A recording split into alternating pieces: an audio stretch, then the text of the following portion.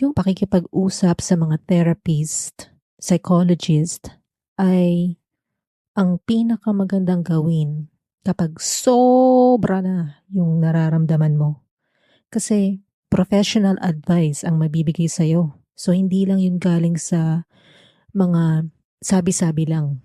Minsan parang in denial pa tayo sa ating mga sarili ano. Tsaka dito sa Pilipinas parang yung topic ng mental health ay nakakahiya ba? Yung tipong kapag nalaman ng ibang tao na nagpapatingin ka or kumukonsulta ka sa psychologist, baka sabihin nila nababaliw ka. Hindi, hindi gano'n 'yon.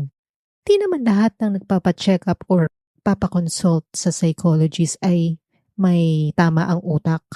Ang iba, gusto lang nila ng may makakausap na makakatulong sa kanila dahil sobra na yung depression, anxiety na nararamdaman nila sa kanilang sarili.